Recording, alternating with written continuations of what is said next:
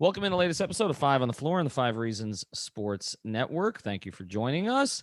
You can find us not only on your favorite podcast apps, but also on Dash Radio. Download the Dash Radio app for free. Search for Nothing But Net. We're there every single day at 7 p.m. Also, check out 5reasonsports.com, F-I-V-E, reasonsports.com. That is where you can find the latest from Brady Hawk and all of our other contributors on the website for free. We do not have a paywall. Also, check out the great sponsors of the 5 Reasons Sports Network. If you've been hurt in a car accident or slip and fall, this is where you've got to call. You get a free consultation by mentioning 5 Reasons. Of course, that's the law offices of Seltzer Mayberg, one of our longest standing sponsors. You can find them at onecalllegal.com. That's O-N-E calllegal.com or 855-5000-LAW. That's onecalllegal.com, 855-5000-LAW. Again, mention 5 Reasons, a free consultation. They do more than just car accidents and slip and falls there. They do immigration. They do sports law. They do divorce law. They do everything.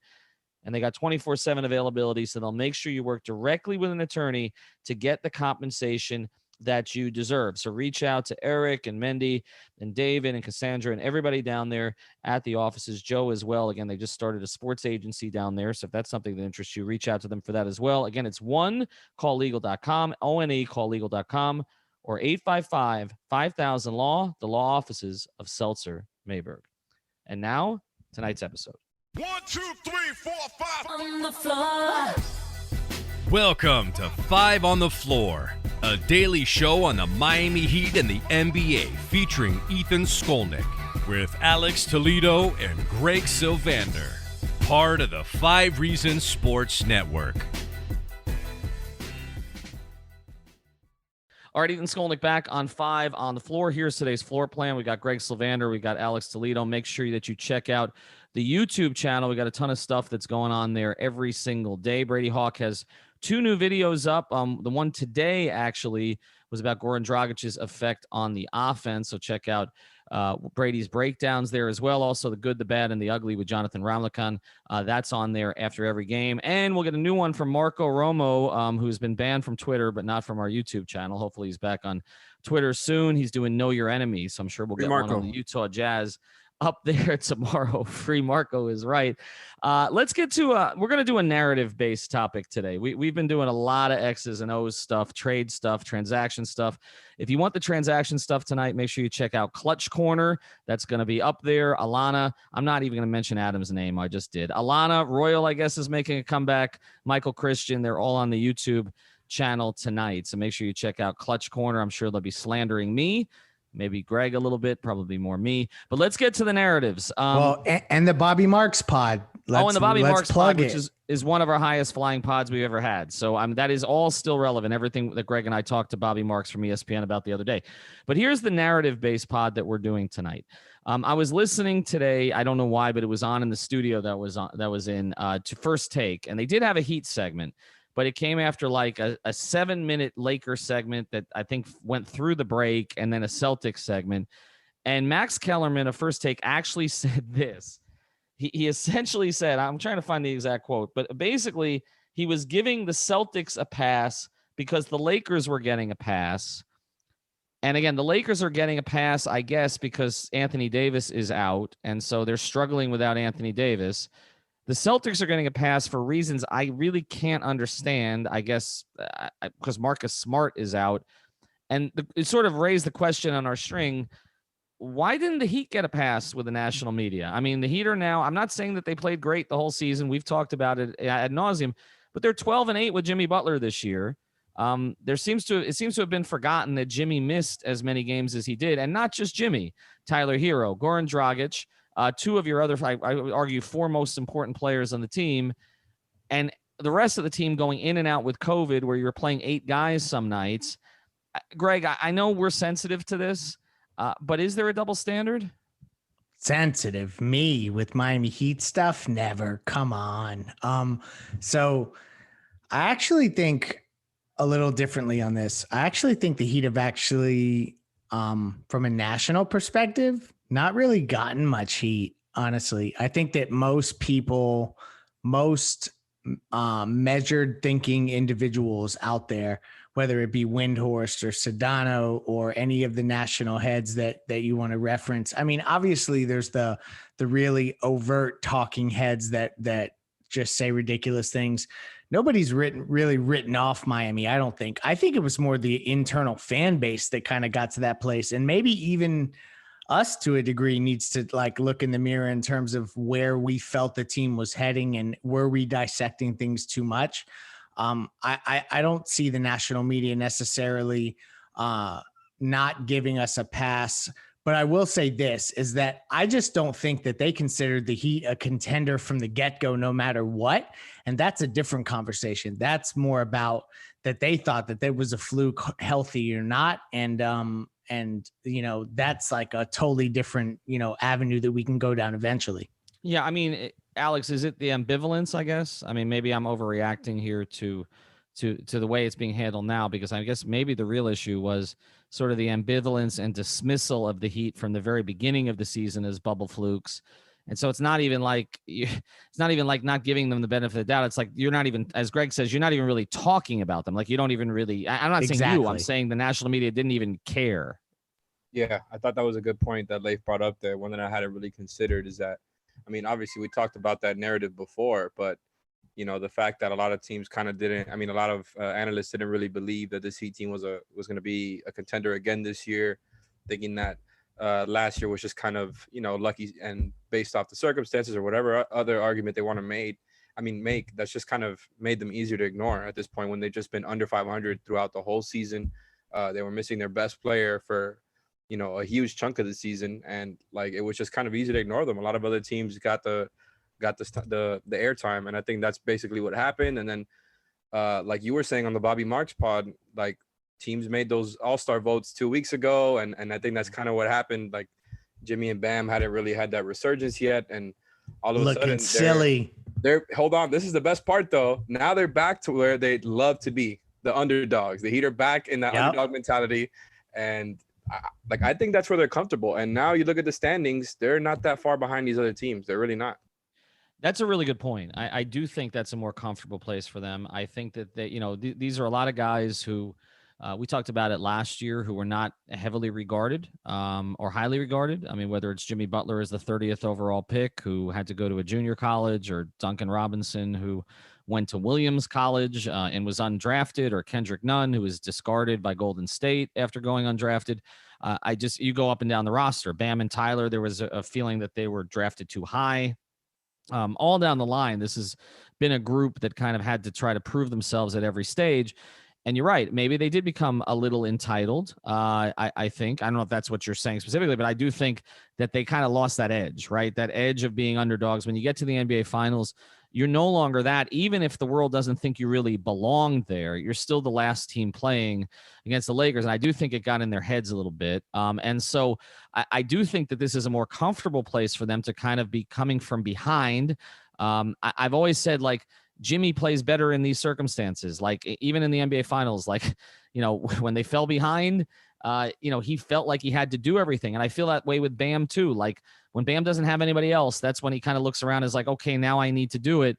They need to be pushed into that position. So maybe that has helped, that will help them a little bit going forward. But I also think we should just address kind of a general perception. I joked about this last night and it got like 2,000 likes because I was poking fun at 1:30 in the morning. But, you know, I basically I tweeted, you know, maybe the Celtics and the Lakers were bubble flukes, because we've heard about that. Bubble flukes, bubble frauds. Do I really believe that? Not any more than I do with the Heat. I mean, last year was last year. The Lakers won the championship fair and square. They don't have AD right now. But the Celtics are fairly whole. I mean, it's just that the acquisitions, like with the Heat, didn't work out. Like, just like Harkless and Bradley haven't worked out. Tristan Thompson and Jeff Teague haven't worked out. And I want to go. Wolf. Oh my God! And here's the thing: this is one. Well, Kemba is not an off-season acquisition, but Kemba is, you know, something that, you know, player that appears on the downside now significantly. But let's go through this. The Heat have been through a ton of adversity. I'm watching First Take right now, and they're talking about AD being out for a few games. I understand he's a top 7 or 8 player in the entire world, maybe top 5. But if we're comparing adversity that various teams have gone through this season, I mean, the Heat have had more adversity than Boston, have they not? I mean, Greg, let's go through it a little bit. Who in the East has had more adversity than the Heat? Indiana? I mean, I think Indiana, in that they, traded Oladipo for a player that they thought they were going to plug in and just kind of keep the ball rolling. And then that kind of fell flat. So that's a team that I think we could definitely discuss. Toronto's had guys in and out. Charlotte's been actually well connected, and they are a team that I think is on the rise in ways that are reminiscent of the 03-04 Miami Heat team. I see that there. Boston has had their issues, but it all circles back to this. Like let's keep perspective here. The Heat are, and I'm not saying they're going to get there, they are 6 damn games out of the 1 seed. Let me tell you something. A lot of seasons, like if you're talking about in this percentage of the season through, if you were 6 games out of the 1 seed, there would be people in your building talking about what are we going to do to make a run for the 1 seed. So I know that like ultimately like that sounds ridiculous to even shoot for, but I guarantee that is a conversation that somebody in the Miami Heat front office is having. Maybe not that you're going to get there, but that in this weird year, like all of the seeds are within striking distance. No doubt about it. And that's the thing. I mean, that's why I think there hasn't been panic inside the building, and why they did have the patience to say, let's wait to see the team whole. I also don't think that's a reason not to tweak. And we talked about this last night. I think all 3 of us agree. I think, even our listeners agree, because when I polled it, I said, now what do you do? Do you blow it up? Do you tweak, or do you just stand pat?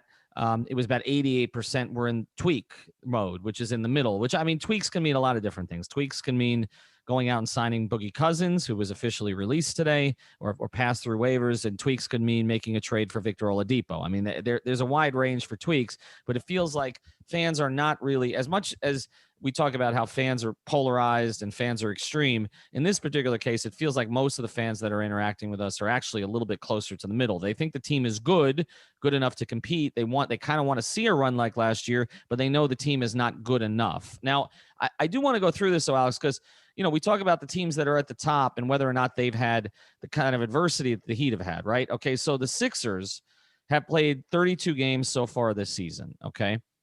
Here's how many games their top players have played. Ben Simmons has played 27.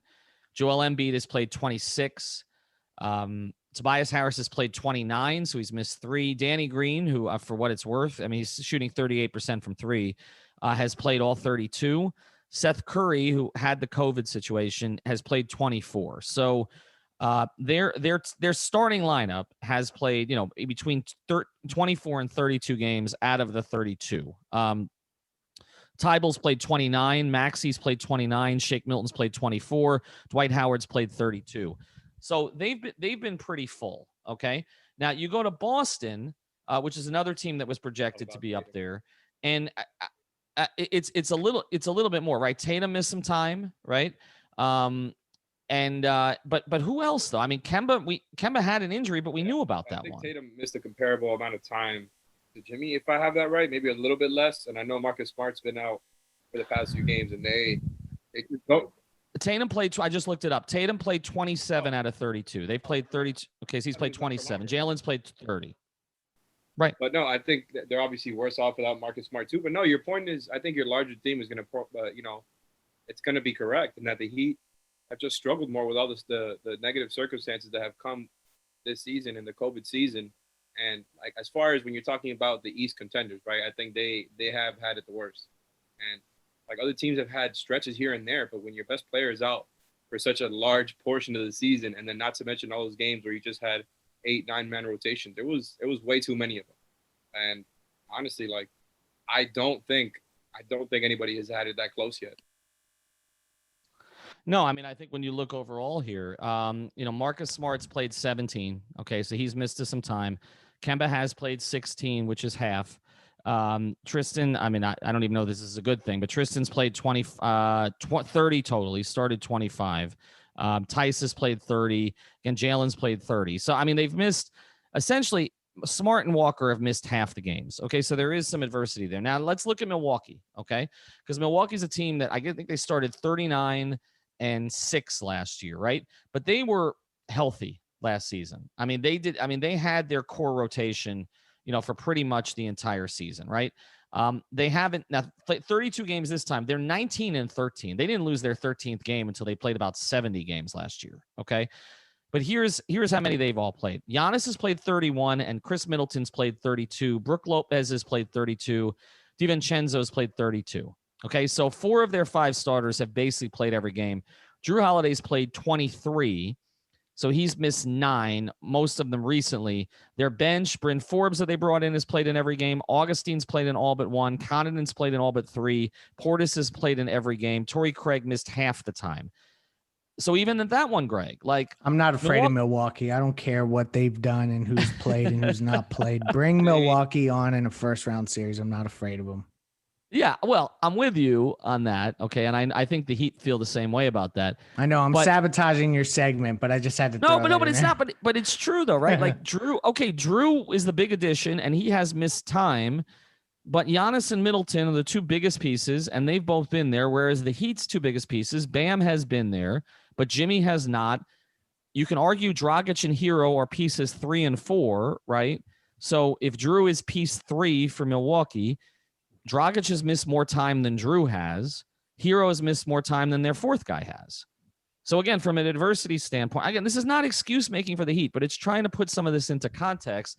Now, the one team that has dealt with it, guys, is Indiana. Okay, and I saw that LeVert, that there's some hope now that he may play before the All-Star break, so they may get him then. But they're 15-15, 30 games total coming into tonight.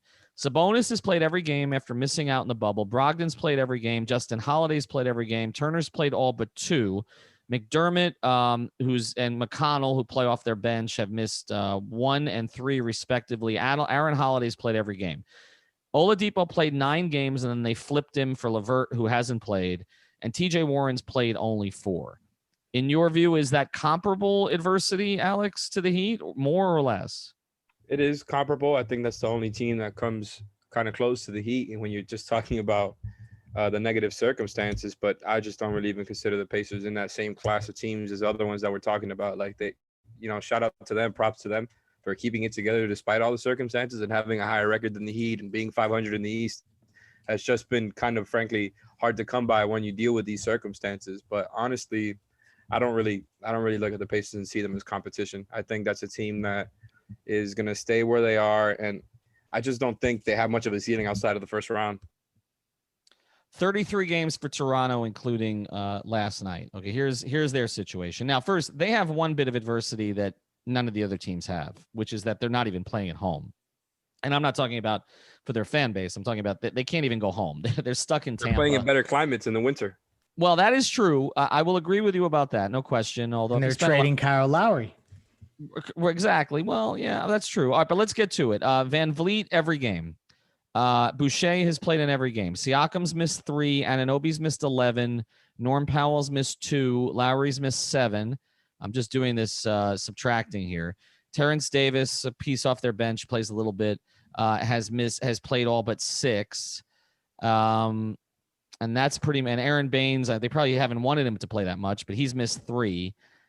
So, I mean, again, of their best players, if you're to say, I don't know, Lowry, Siakam, Van Vliet are their 3 most important players, I guess you could make a case for OG in there somewhere. Norm Powell's been really good.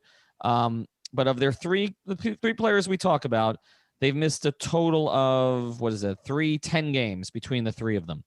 Jimmy's missed more by himself. Dragic has missed, Hero has missed more by himself. Dragic has missed as many by himself. So, I mean, from an adversity standpoint, we talk about Toronto/Tampa. They've had an adversity, issue with the location.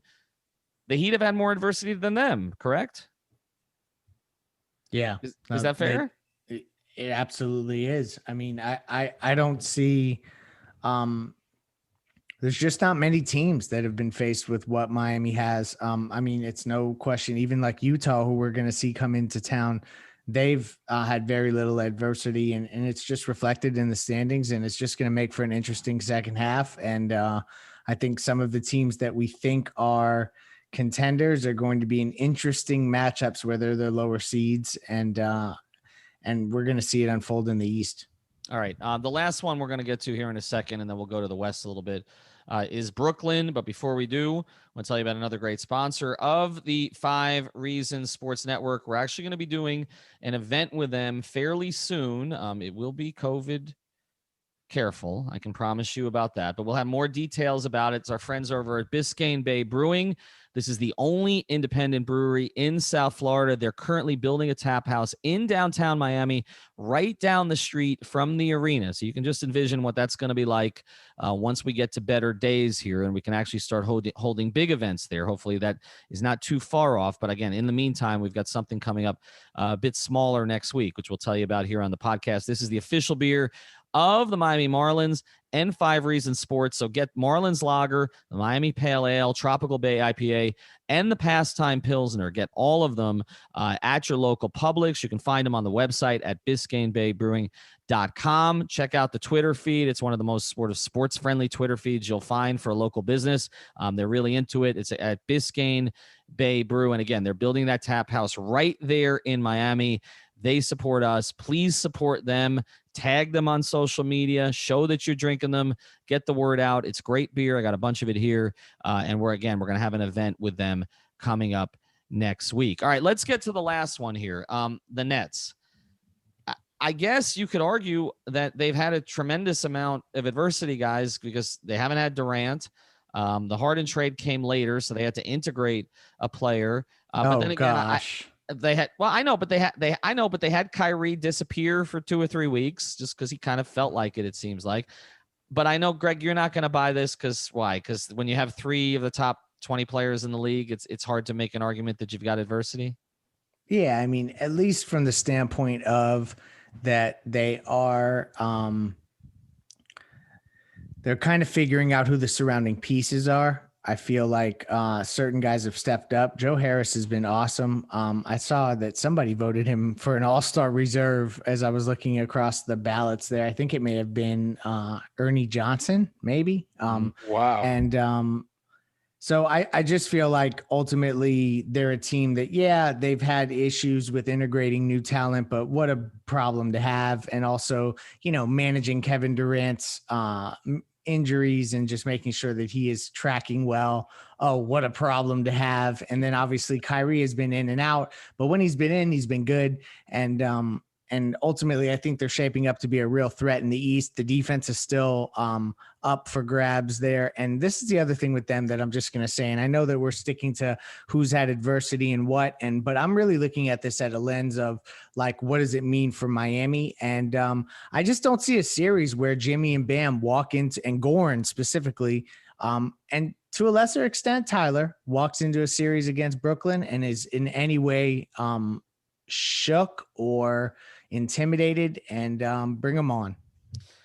Alex, taking a look at some of their games again, they played a total of 33. Joe Harris has played in all of them. Jeff Green has played 32. DeAndre Jordan's played 31. Bruce Brown, who's had a bigger role with them, has played 29. Shamit's played 29. But their big 3 has played 23, 19, and 19. And a lot of them obviously not all together. I guess, again, from an adversity standpoint, nobody's going to feel sorry for them. I mean, they decided to make the move. Kyrie decided to walk out for a period of time.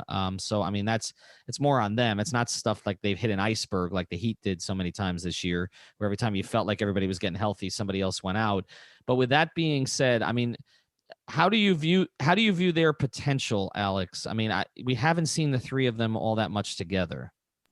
Yeah, I mean, the potential is really what you're selling them on right now because, like you said, they just had so many missed games from all the 3 guys. We haven't seen enough of a sample of them together. But I'm still looking at them, like Leif said, as the biggest threat, especially when you're talking about potential. And as far as adversity, like you said, it's not exactly the same as the Heat. It's not as far as the actual circumstances as to why the games were missed. But it is sort of comparable just because of the talent of the guys that we're talking about here. But and the lack of depth that they have outside of those guys. That's how they set themselves up. Again, can't feel sorry for them for that part. But when they are together, and I'm pretty sure they're going to make some type of move, whether it's in the buyout market or in the trade market, to kind of bolster some of the back end of the rotation and maybe even somebody in the starting lineup. Like, I just think they're just going to be a team that's going to be almost impossible to match up with for most teams. And look, you can kind of I think go through Eastern Conference teams and be like, look, they have 2 or 3 defenders you can throw on the 3 best guys. And I think you could do that for the Heat when Avery Bradley's healthy. But again, like a lot of this stuff where we're just trying to kind of pin like, okay, who guards Kyrie, Harden, KD? It's tough to actually simulate that until you actually see it on the floor, especially when they're constantly running all types of complex sets and guys have to be switching all over the place. And all of a sudden Harris is shooting a wide open 3 or Kyrie shooting a wide open 3. I just think there's going to be a team that's going to be like, you have to be on point on defense to guard them on every step, every minute of every possession. And can the Heat do it? I think they can. Like their defense has been really, really good, especially with Jimmy's back. I mean, with Jimmy back in the lineup, they've been in the top 7, I believe, in defensive rating. And, you know, the offense has been trending back up. But I don't know. I think Brooklyn is a team that still hasn't put it together and isn't going to be unbeatable. I would just bet on them if I had to bet money on who's going to make the NBA Finals. That's fair.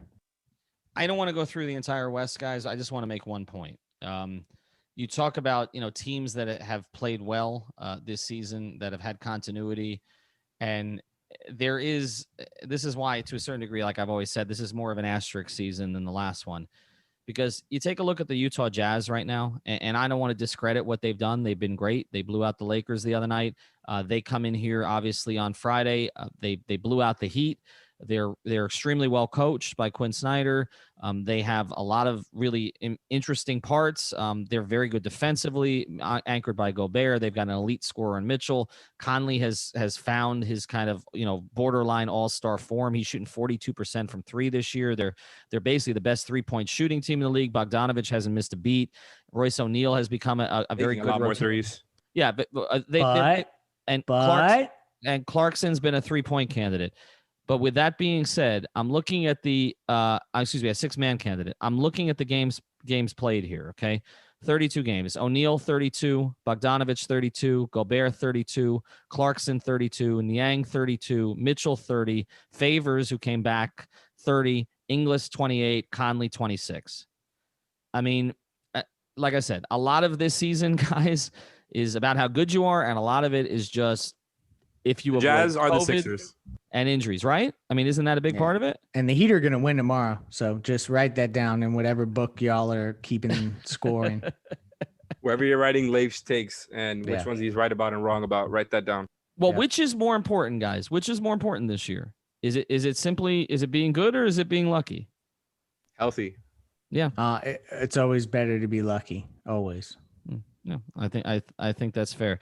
All right. So in general, I think we've come to the conclusion the Heat have had pretty much as much or more adversity than anybody else. Again, not making excuses for them, but they're still in position. If you want to check out the transaction talk, make sure that you check out Clutch Corner tonight. I'm actually going to swing over there because we're actually finishing this pod right. I might too. Yeah, we're going to go check it out. So go to the YouTube channel, check out Clutch Corner, hosted by Royal and Adam and Alana.